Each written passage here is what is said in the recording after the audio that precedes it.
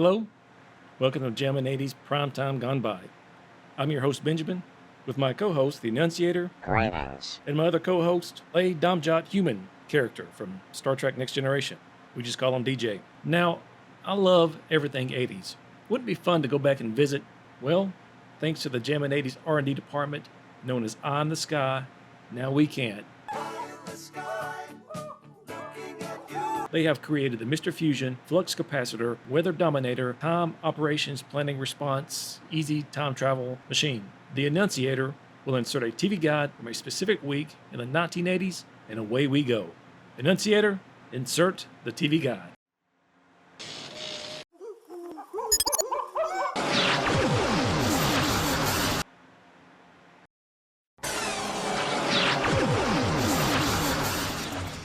We're back in the 80s. Before we begin, let's set the stage as to what was happening in the news and entertainment during the September of 1982. These are actual stories pulled from the Google newspaper archive. The first story is about the killer bees. Two things were concerning when I was a kid in the early 80s. Acid rain, killer bees. The story reads, killer bees are as nasty and ill-tempered as their reputation indicates. They could mean big trouble for the beekeeping industry when they reach the United States. They are expected to arrive in the U.S. by the year 1990. I found some footage of the killer bees in action. The killer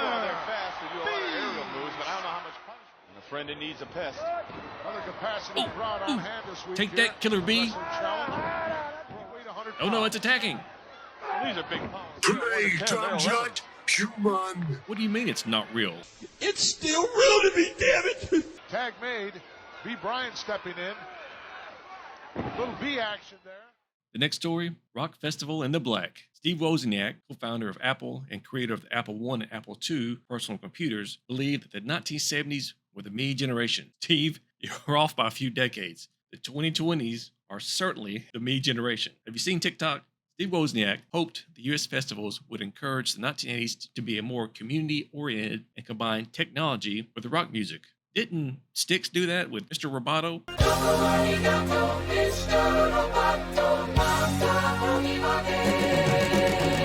Held over the Labor Day weekend and headlined by the Talking Heads, the Police, Tom Petty, and the Grateful Dead, temperatures reached 110 degrees Fahrenheit. But there were 5 air-conditioned tents in which people could escape the heat, play games like Crazy Kong, check out an Atari computer, and props from the Empire Strikes Back. Do you remember Boba Fett? You're suffering from a heat stroke? Come check out the Wampa arm that Luke Skywalker cut off. We got the Minox shot by Han Solo. Over here we have Lobot's cranium headpiece thing. The festival lost a reported $12 million. That's a lot of money. Sure hope everything worked out for Steve.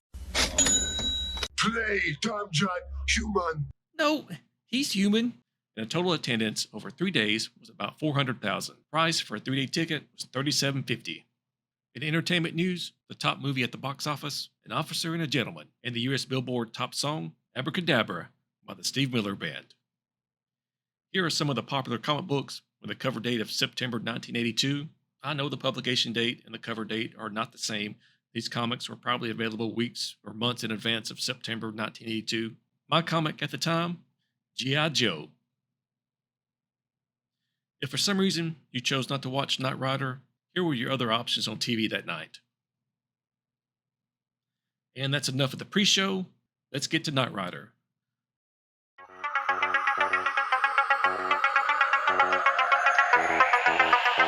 Just hearing the first notes of the Knight Rider theme, I feel like I'm 7 years old again. I love it.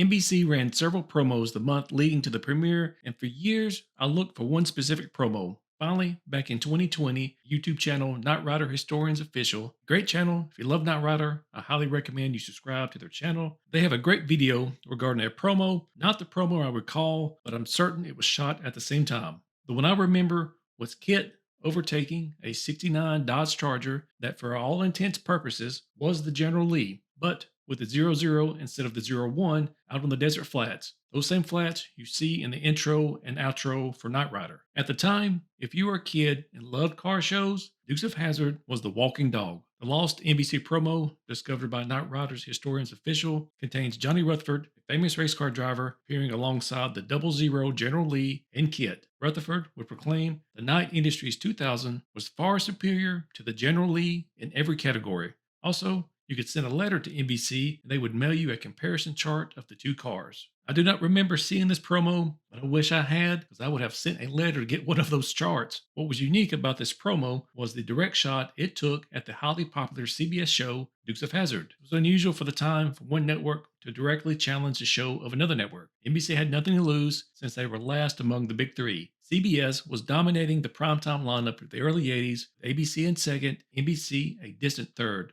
The only show that NBC placed in the top 20 was A-Team. When Knight Rider Season 1 began, this was also around the same time contract disputes resulted in Bo and Luke Duke not appearing on the Dukes of Hazzard, or as written in the storyline, they left Hazzard County to pursue a career in NASCAR. They were replaced by Coy and Vance. And yeah, that did not go over well. It turned out to be perfect timing for Knight Rider. Though the shows were not in direct competition, my 7-year-old brain did not understand contract disputes. I just wanted Bo and Luke back. And while they were gone, Knight Rider would take the place of Dukes of Hazzard, my favorite show.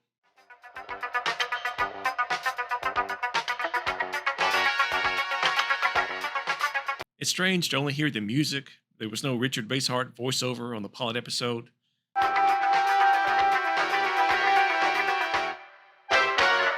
I love the dun dun.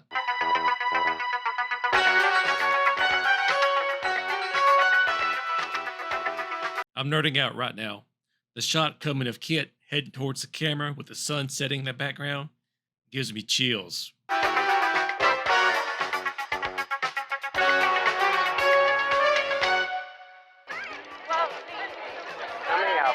Oh, got a little craps action going on. Baby needs a new pair of shoes. I can't lose tonight. Don't say that, it brings bad luck. I do not believe in luck. Okay, Lonnie, he's winning big. It's now or never. Lonnie's got it turned up. 1982 turned up. We're in the early phases of the big hair 80s. I think it's coming down. Wilson just sent Lonnie into the elevator. Hey, it's Lieutenant Boomer from Battlestar Galactica. The older I get, the more people refer to me as Captain Boomer. I don't think that is a compliment. I've got her. Uncle Long is played by Larry Anderson, although his voice is overdubbed by David Hasselhoff. Larry Anderson's name did not appear in the screen credits because he chose to be uncredited due to the overdubbing. The makeup department put curls in Anderson's hair to match Hasselhoff's. Wilson, I'm finished. Well, be sure nobody sees you. There's no one in the hallway but an electrician. Electrician? You didn't say anything about an electrician. Easy, Wilson. This is the first time we've talked since I got in the room. We are calling it a night. You get in your car and you head east out of town. Pick up the film from you there. That's your plan? Head east out of town? On any road out of Vegas? How many roads you think head east out of Las Vegas? Women don't know direction. Whoa, enunciator. I didn't say that, but it's true. We get 6 months in this one, Muncie. I'll be right behind you. I got her. Yeah, that's not suspicious at all. There's some guy standing there talking to his watch with a gun in his hand. And I got him. You can't just shoot somebody in a parking lot. There are people all around. Play, Tom Jut, human. No, DJ, what happens in Vegas does not stay in Vegas. You can't kill somebody. They'll find you, arrest you, and you'll face a jury of your peers. It was the 80s. Okay, you got a point there. Watch him. I'll get help. No, look, Lieutenant, forget it. Stay here with him. No, I'll go with you. At this point, 7-year-old Benjamin is confused. Is this a special car? Where's the car? Show me the car. You were hired to protect Charles. You can't leave him. These people are no longer interested in your boss. They just got what they were after. But your boss's chief of security is up to his Bahamian bank accounts and industrial espionage. Now, this is the last time we see Larry Anderson in these scenes.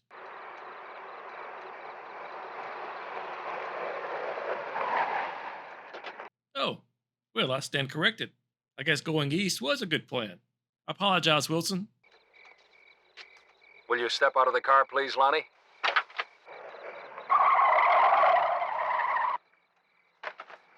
All right, hold it right there. Now, this is the Hoff. I wonder how this worked out. The Hoff was like, okay, what are we shooting tonight? Oh, in this scene, you get shot in the face, but we're going to shoot it in a way that no one sees your face. And Hoff is like, what? Just get Larry to finish this off. Y'all called me out of my trailer for this? I have my own. Drop it. You're working for them? Oh, I wonder what gave it away there, Michael. Tanya, give me the gun.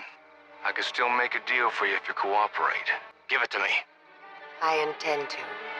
She'll give it to you, one bullet at a time.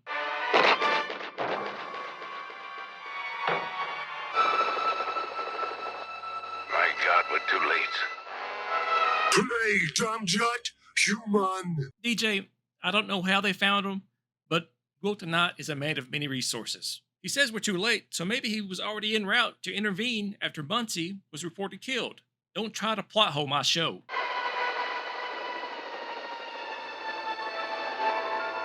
The real name for this place is Greystone Mansion and Park, located in Beverly Hills, and was once the most expensive residence in California. It's been used in many, many TV shows and movies. I'll put a link in the description. If you watch a lot of TV and movies, you've seen this place many times, just didn't know it.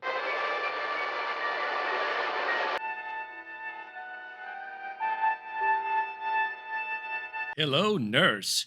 Ow! Gramba. What's the word? The man has a metal plate in his forehead. Isn't that the same plate Cousin Eddie had in his head? And every time his wife turned on the microwave, he'd piss his pants and forget who he was for about a half hour? Are you serious, Clark? Came back out through his face. We'll never know what he looked like. Never know what he looked like?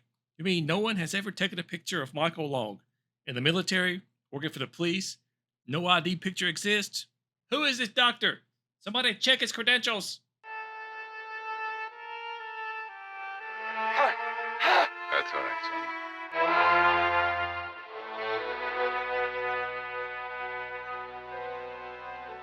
What if they took off all the bandages and it was Lee Majors under there? It was like, I saw Richard Anderson, assumed NBC was rebooting the $6 Million Man. The $6 million man would cost $40 million today. I don't know, $40 Million Man doesn't have the same ring to it. Play, Tom Jut, human. Yes, I know he fought Bigfoot.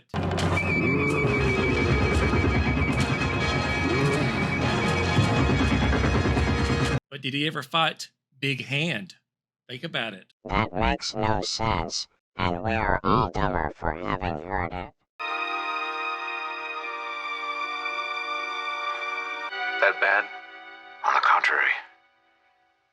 It's an excellent job. Easy, Doc. You aren't going to try to kiss me, are you? It isn't me. Gives you a second chance to live. Unless, of course, you'd prefer to walk around with a face that might get you killed all over again. Give it to him straight, David. And it's rather handsome, if I do say so myself. Does it strike you that there's an uncanny resemblance between this young fellow and you as a young man? Or how about he looks exactly like your son, Garth? Spoiler alert. My imagination, I suppose. Stick to your task. Is hardly what I would call playing by the rules. I make my own rules. Is it me, or is Elon Musk a lot like Wilton Knight? Billionaire, philanthropist, builds smart cars? If Knight Rider had run for a few more seasons, Kit would have been in space, fighting crime on Mars. Now, when will the Night 2000 be ready? Soon.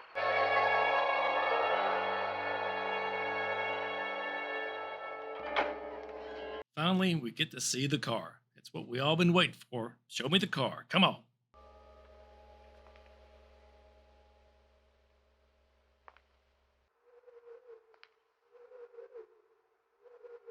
Now, Glenn Larson wanted Kit to have a pulse, a heartbeat, thus the red light. And if you had watched Battlestar Galactica, this effect was very familiar. Also, you can find several fan theories claiming Kit is a Cylon.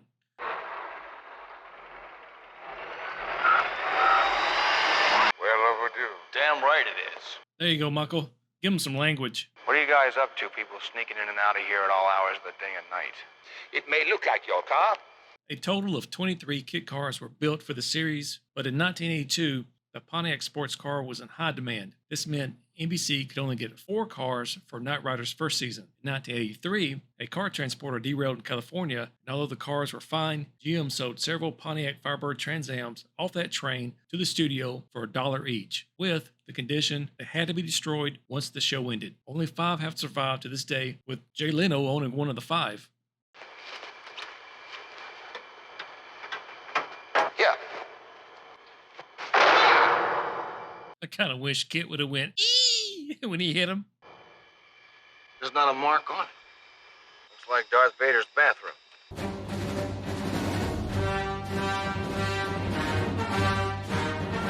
It is a one-of-a-kind car, Mr. Long. Don't tell me this thing flies. If the show had run for a few more seasons, I bet it would have flown. What was left after Super Pursuit mode and driving on water? Make it fly. We like to think of it as our car. Famous last words. I know how to drive, as I proceed to drive right through the garage door. No harm has come to the car.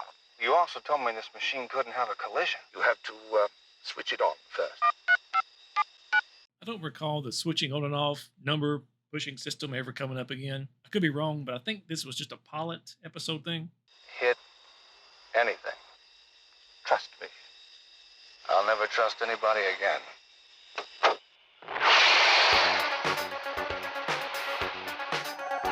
Here we go. Got a theme song kicking in. Kit out on the open road. I'm warning you, Devin. I'm gonna put this thing to the test. I don't believe this.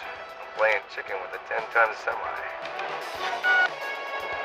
Playing chicken with a 10-ton semi? Yeah, that'll never come up again. Spoiler alert. Devin, the car just drove around the truck and steered itself. Anybody driving this thing? No. I mean you, specifically. You, Michael Arthur Long. Wait a minute. Really? Michael Long became Michael Knight. Long, Knight. Was Knight Rider predicting a Game of Thrones episode 40 years later? An episode I would say I watched, but mostly just listened to because I couldn't see jack squat. Chaos is a ladder. What kept your car not fast enough? Look, you gotta put that thing on the market. I was taken away from me and kept off the market like they did my pleb. Oh, great job, Michael. Get the old man riled up on his deathbed. Mr. Knight is the last of his breed. Make a difference. Oh, that gave me a chill.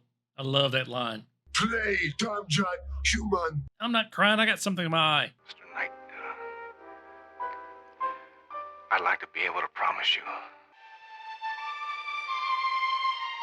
Michael's sitting here thinking, how long I gotta hold this guy's hand before it starts to get weird? Okay, I'll let it go now. He's dead. He won't know. I puffed. Sorry, Devin, but I got places to go. What the hell does that mean? Give it to him, Devin. Give him straight language. Come on. I heard you on the phone this morning. You found the girl in California. What's she up to? She's working in a place called Silicon Valley. Notice how he said that she's working in a place called Silicon Valley, because in 1982, most of us were like, the heck is Silicon Valley?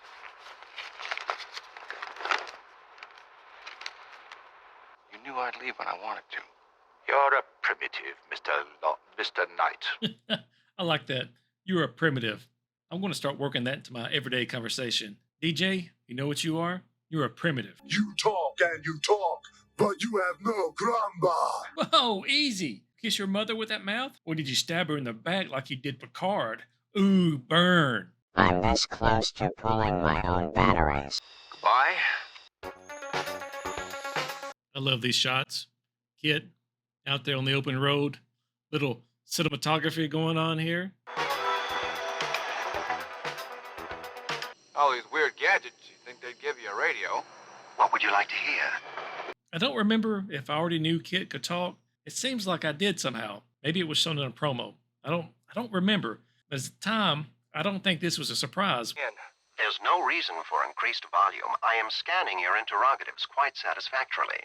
I'm scanning your interrogatives quite satisfactorily. I'm going to try to work that into a pickup line with the ladies. Hey, girl, I've been scanning your interrogatives quite satisfactory, if you know what I mean. Intend to drive around in a car that talks back to me. I can't believe this. A car that talks back to me. This episode had several cover songs from Quarter Flash, Hard My Heart, The Eagles, Take It Easy, and Peaceful Easy Feeling, Fleetwood Mac's Don't Stop, James Taylor, Carolina in My Mind, Pat Benatar, Hit Me With Your Best Shot, and Proud Mary that we heard during the casino scene.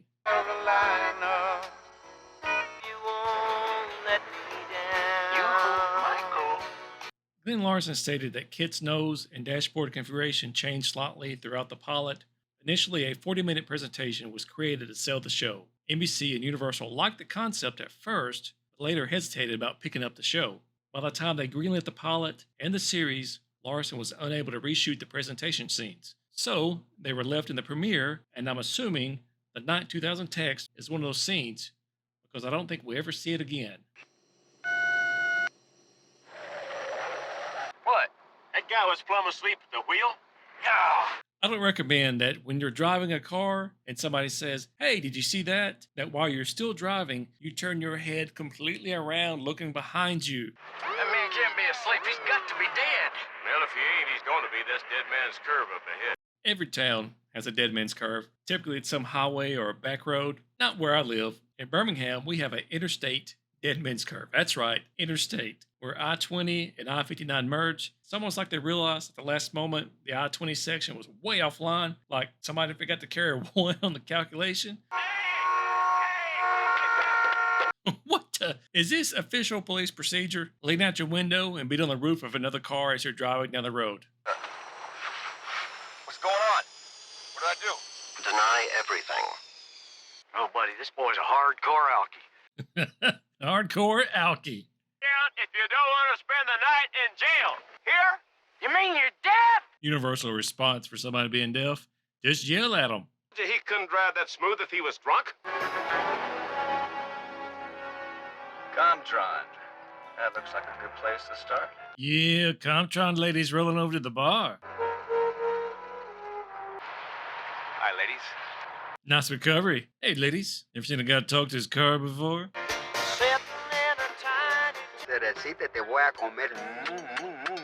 Both these actors, Burt Rosario and Michael Roberts, Burt Rosario playing Brown, they both appeared in the episodes of Seinfeld. The one that Rosario appeared in was so controversial, called Puerto Rican Day. They pulled it from syndication and didn't show it for many years. I think they actually put it back eventually. Michael Roberts, who plays Jackson, appeared as Ipswich in the Chicken Roaster episode, which that's one of my all-time favorite. I don't know why, but it's one of my favorite Seinfeld episodes. Jerry, my rods and cones are all screwed up. Died and gone to automobile heaven. Unless you like waking up sucking dirt, don't get interested in any one of them. That's one you don't hear too much. Unless you like waking up sucking dirt. You know, I noticed they all came across the street from Comtron. Why don't you just go hang out with those Comtron bums? I can fight my own battles. Good grief. Maggie's a bit of a loose cannon.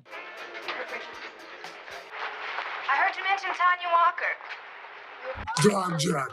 Human play, Damjat. The actress playing Lonnie was Larry King's 7th wife? Topeka, Kansas. You're on the line. What was that? That was my Larry King impression. Spot on. You have no gramba. I've got something to sell, something rather valuable. Tell her an old friend. An old friend she's shot in the face. Oh, wait. I've said too much. Who are you calling, huh?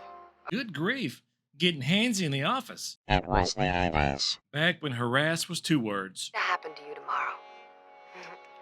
You know I worry about you when you go out in public. Get lost. I'm warning you, this bag is full of mace. I stayed in my car so I wouldn't scare you. Well, ain't you the David Niven? I have not been able to figure out what that is in reference to. She says, well, aren't you the David Niven? David Niven was a famous British actor. He died in 1983. He was the one that was on stage during the 1974 Oscars when a streaker ran across. But I don't know what she's referencing. I'm sure some TV show, some movie, but I cannot figure it out. If you know, please drop a comment.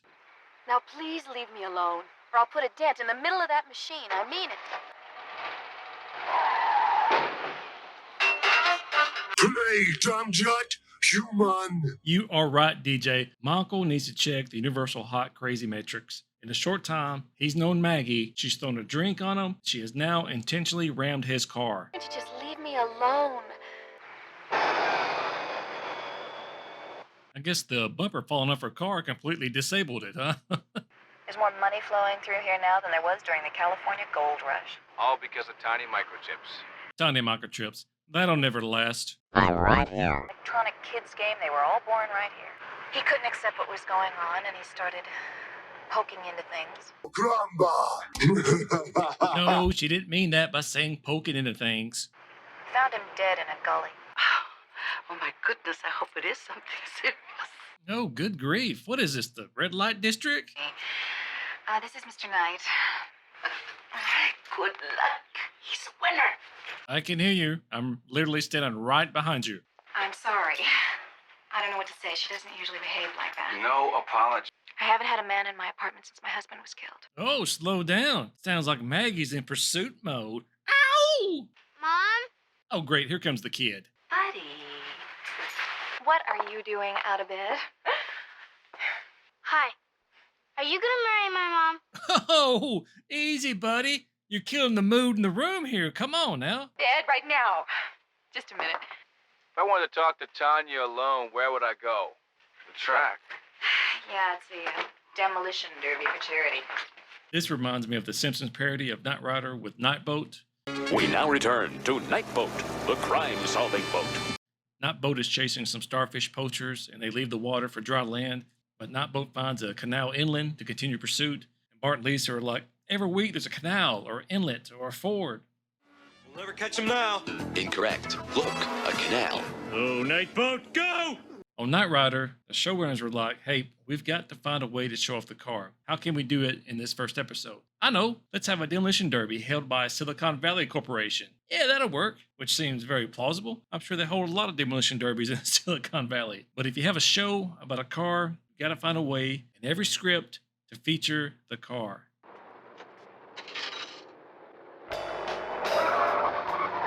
He answers only to you, unless, of course, you're incapacitated and release him. Devin planting the seed for the end of the episode. It, not a he. You bit my pick. That's what happens. You stick your pick in strange keyholes. Remember that, kids. Let me tell you a story about a time when I was stationed in South Korea. No. You can't tell that story here.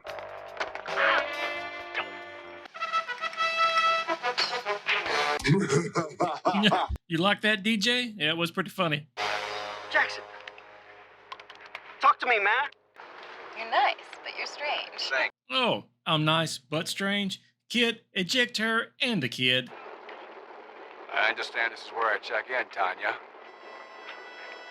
How about that look from Michael? Play, Jet, human. No, I think it's the evil eye. The skunk eye. Maybe the crook eye. Oh, you're the one that called. Then you were serious about entering your car. Dead serious. As serious as a bullet to the face. Oh, wait, I've said too much. But the winning car does receive a nice trophy. And my car is no jalopy, as you can see. How about Benjamin's little chuckle there? Well, you talking about the car or the lady? Ow! I'll need 2 tickets in the owner's room. Goodbye, Mr. Knight. Grandma. Yeah, you're right, DJ. That was an alpha move. Demand the tickets, then flash them in their face as you walk off. You think your place was the Valley's finest? Oh, you're a doll. But I can't find Buddy. I don't know where that kid's gone. Don't worry about him. He'll turn up. Oh, you've lost your kid? No big deal. Let's go watch the race. It was the 80s. Piece of cake. Michael Knight, an independent driver in a black Trans Am. And the race is on. Remember, ladies. This was filmed at Saugus Speedway in California. It still exists, but they stopped holding races there in 1995. Now it's used for swap meets and flea markets. Yes, even in California, they have flea markets. It's going to be a great afternoon of racing. Let's see if he backs down again. Nice job, Blaze. Easy, enunciator. This is the kid show now. Working on the young independent. They blocked him. He can't Okay, kid. When you knock out about 4 feet, I'm going to put you out of pursuit. What is this? That's Buzz Bundy at the wheel, the king of ski. He worked not only Knight Rider, but Fall Guy, Dukes of Hazzard. Anytime you saw a car on 2 wheels in a movie or TV show from the 1970s to the early 1990s, it was probably Buzz driving. Thanks. I needed that. You're welcome. It's so good to be communicating again. Just give him a little room to slide through. It's school days, pretty boy, come on. It's school day, pretty boy. Come on. You gotta get the come on at the end as well. Hey, how'd you do that? I don't know, but nobody makes a fool out of me. Anytime someone says that, it's usually followed by them being made a fool of. And averted certain destruction. Yes! For now, Knight's got trouble getting around the caddy, but he just barely made it to hang on to his lead. Oh, good grief. These are like ARCA series wrecks. Oh, wait. I thought this was my other channel. Dolph is making a Ready. Here we go. Yeah. Look at the crowd. Coming to their feet. They love it. That car's incredible. Oh, you said it, Benjamin. It is incredible. That was the first jump on Knight Rider. I don't know about that look on Maggie's face. It's like she had a hot dog from the concession stand and it got sideways down in the old corn shooter. That makes two of us. Really? Two of us? I mean, come on. Look at the screen. Jobless. An absolute miracle. You want to know more? Meet me at the House of the Rising Sun, 8 o'clock. Gramba. Yeah, you're right. Earlier it was the alpha move. Now comes the boss move. Win the race, drop a statement, and just drive off. Until 3 months ago, there was no Michael Knight. Thank you. I gotta go tell everybody. Remember that conversation we had about not telling anyone about the talking car? You look very happy. I thought it was a real nice day. Very romantic, taking your lady to the demolition derby. Who are you, really? I'm a friend. I'd like to be. Michael. Oh, I wonder where he was going with that sentence. I'd like to be your sugar daddy. I can't go through it again.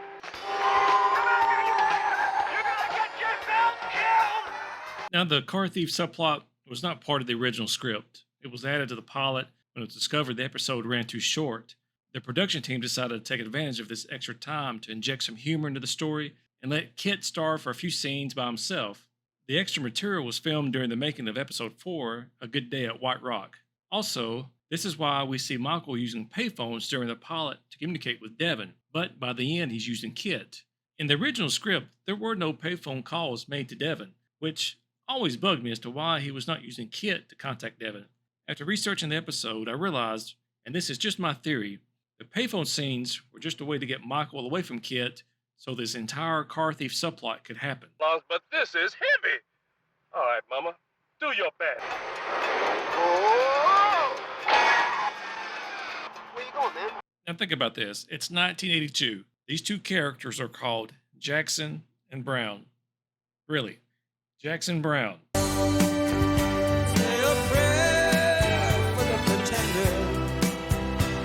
Now, if the next episode had a character called James and a character called Taylor, I would start thinking, hey, the writers are probably having a little fun with us here.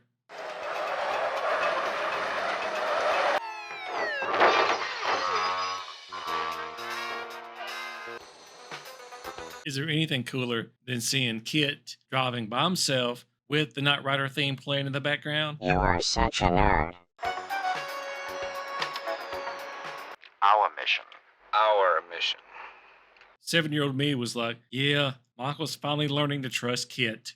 Now, as I've gotten older and you learn more about the show, and you realize that while they were filming, Kit was voiced by a script assistant, with William Daniels recording Kit's dialogue much later. David Hasselhoff and William Daniels first met each other 6 months after the series began filming. Tanya did that. You guys work for her, too. Whenever I see John Quaid, I think Clint Eastwood.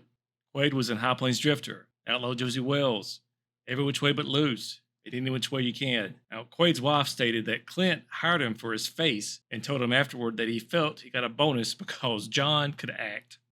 No. I'm first. Now, this was interesting because you never see Michael laying hands on anybody. It's just bodies flying everywhere. So, kind of a unique way of shooting this bar scene fight.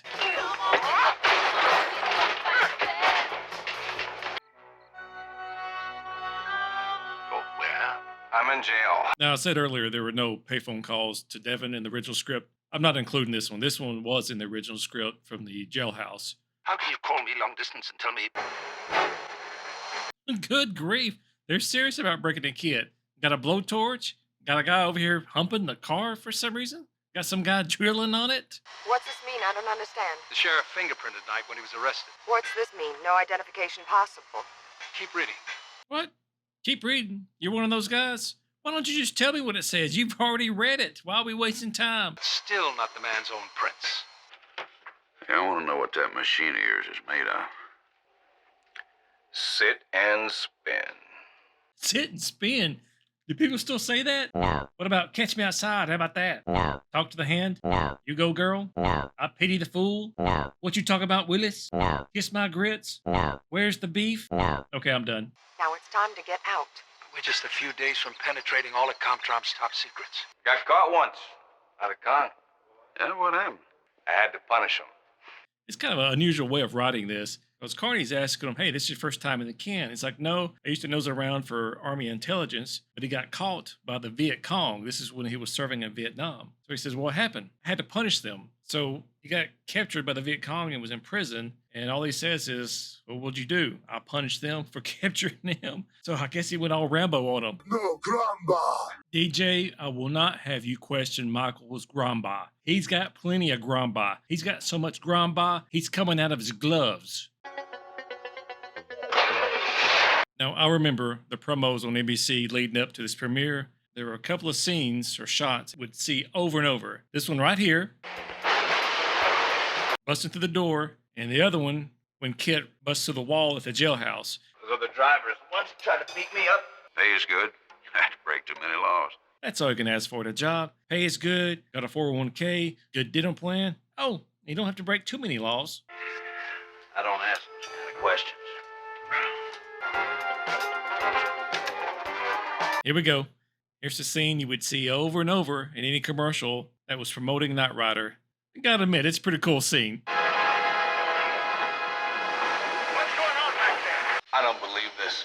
Must be a drunk. See if he hurt himself. See if he hurt himself? Okay, let's assume it was a drunk driver. He almost killed me. You want me to make sure he's okay?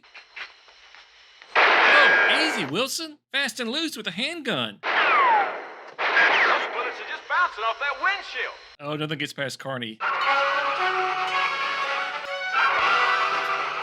Now, Wilson, he must have some serious stroke. I mean, he just walked into a jailhouse, pulled out a handgun, and started shooting around, and then he just walks out, or runs out, and the officers are like, that's no big deal. That's just Wilson. That's what he does. Let's escape. Let's go. That's it? Just set the pressure and hit the button? I always love the way this stunt looks. I don't know why, but something about how they shot it, it's just cool looking. That's all I'm going to say.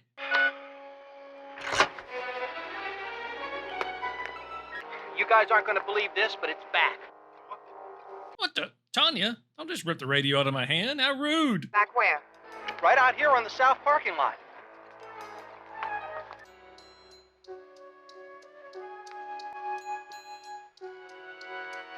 Now, being the Poindexter nerd that I am, I tried to figure out what model computer that is. I thought maybe it was a Commodore PET or PET, I guess is what it was called, but it doesn't match the pictures I've seen. If anyone knows, leave a comment.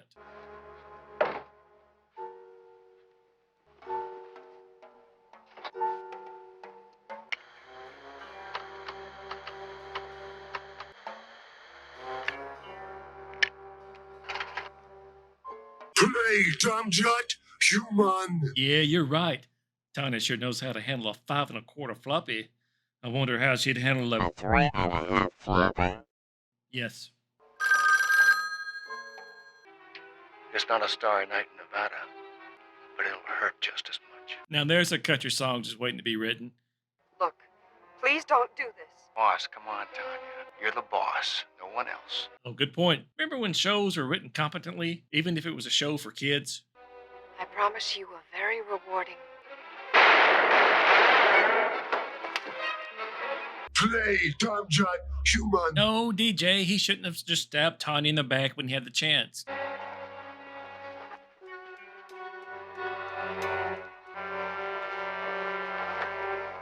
I don't think anybody runs more in this episode than Tanya.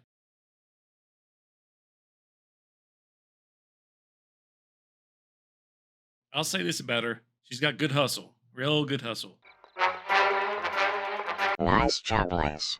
What is it with you, Enunciator, and the jubblies? Daddy likes it. Chanel, what about you, Baker? Hold it right there, Knight. Oh, that's just bad timing right there. I got it. dead in my sight, right out here next to his car. Don't let him move so much as an inch, and you've got yourself $10,000 in cash, boy. Now, say what you will about Wilson, but he runs a tight ship. He knows all his employees by just the sound of the voice. He offers bonuses for exceptional work. I'm going to go out on a limb and say that I think Wilson might be a pretty good boss. Oh, no. No, there's no one behind me for 200 yards. Look out! Play, Damjat, human. I don't know why Kit just didn't use turbo boost. Maybe it was still in cooldown from when the car thief stole them and they jumped that car. You remember that, huh? Could be. It's in cooldown. It's got to recharge. I'm not so sure I'm going to be around at the end of this trip. But you do need immediate medical attention. Can't stop, pal. First time Michael called him pal. You are such a nerd. What can I do? Any way you can get in touch with Devin? You could reach him on the microwave mobile line. He's en route to Millston. Notice how Kit sounded just a little bit different there? Like, that particular audio was recorded differently from the other audio. Can you prove that? Right now they're trying to get away with millions of dollars. Nolan, he sure enjoys his job, doesn't he? Just figured out how they intend to stop me. Never mind. Allow me to demonstrate. Yeah! Come on! Damjat, human play, Damjat. What? No, DJ, stop trying to find plot holes in my show. I guess he never told him what he was using during the demolition derby when he made that jump, so he didn't know it's called turbo boost. Something else. Kid? Yeah, I care, but don't tell anybody, okay? Okay. Now, 7-year-old me was bouncing around living room at this point because Michael cared about Kit. I blocked the road and cut him off. He's currently heading north on Highway 17. Red West. What a story. I knew him from Roadhouse, but when I was researching this episode and all the actors, he was part of Elvis's inner circle, the Memphis Mafia. He wrote songs with Elvis. Get a chance, look up the history of Red West. If you don't know it, it's amazing. Get $25,000 to the first man that smashes and levels that Trans Am. You read me? Just over the next rise. Here, just in case he gets by. I give Gray a pass on this. Now, he just heard Kit jump through a trailer, but he didn't see Kit drive through the wall at the jailhouse. I'm sure Wilson mentioned it, nor did he fire a handgun at Kit, only to see the bullets bounce off. So I'll cut him some slack.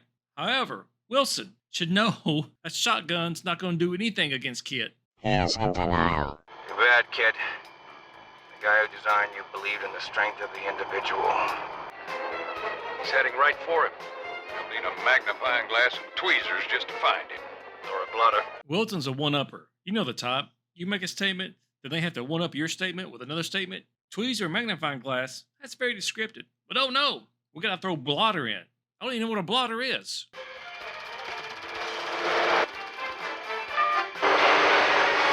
Ooh, first turbo boost button push. That car just jumped over the truck. Don't be ridiculous. What do you mean, don't be ridiculous? Did you not just see it jump over the truck? Do you not believe your own eyes? Kit is making Wilson crazy.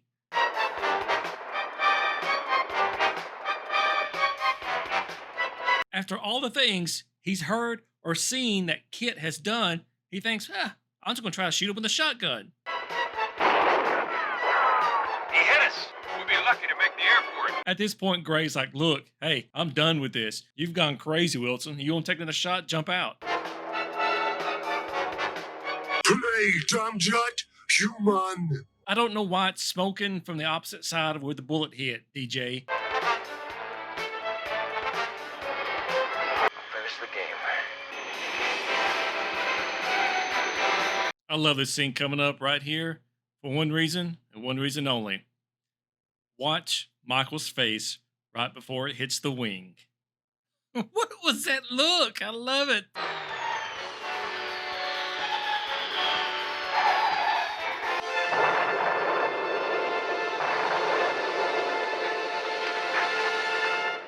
Now watch this debris that comes flying by here at the very end. I mean, that is close. I don't know how they did that, if that's a special effect or something, but good grief, that's close. The hangar, we've got to find another way out. I'll get your way out of here that nothing can stop. You lose, Michael. No, Tanya! Don't! The windows are... Oh no, not in the Jubblies.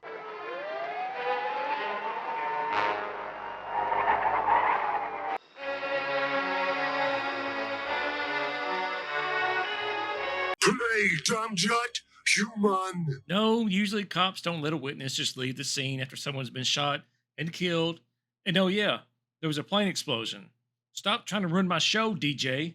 I'm gonna Damjat you right off this panel. You talk and you talk, but you have no gramba. But Buddy, now that you're leaving, Oh, I'd keep him. He's a real good kid. you know what I mean. He needs a man. I can see that now. Oh, Maggie's back in pursuit mode. Ow! Why do you keep making that sound? I don't know. I guess because I'm an idiot. I guess I thought I could just go on not caring. I'm sorry. Nothing's perfect. When do I get it back? Who said anything about getting it back? Play Damjat, human. I don't know. It must have broke down after taking Michael to the hospital. Still, I thought it was interesting because it established that Kit is not indestructible. Could be damaged. It's hard to tell a good story if there are no stakes. You need that tension or concern that Kit and Michael were not completely safe from all danger. Aware.